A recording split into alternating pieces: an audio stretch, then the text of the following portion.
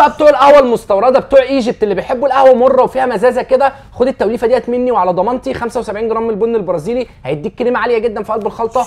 75 جرام من ملك البن، وطالما جبنا سيره قهوه مستورده لازم يكون داخلها الكولومبي، فهناخد 75 جرام من البن الكولومبي.